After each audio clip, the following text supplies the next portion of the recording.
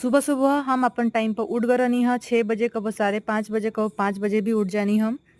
फिर देख सकतनी कि 7 बजे के करीब में हम ई फ़ोटोशूट कइले बानी जौन कि हमरा मन के कइलस हटे हमरा मतलब फ़ोटोशूट कइल अच्छा लागेला।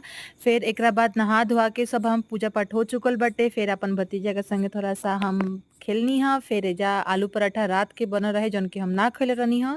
बाचल रहलस हटे त ई हम खा लेले बानी आ साथ में लेले बानी आंवला के अचार जौन कि अचार तो जैसे मान ला कि का ही बताई हमरा बहुत अच्छा लागताटे अभी और अच्छा लागताटे।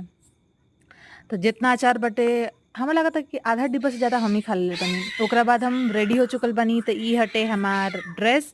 फिर ओकर बाद फिर से हम फ़ोटोशूट थोड़ा-सा करतानी मतलब इतना खाली-पीली आदमी ना रहेला लेकिन तबहू सब चीज़ एसेंशियल रहेला लाइफ में।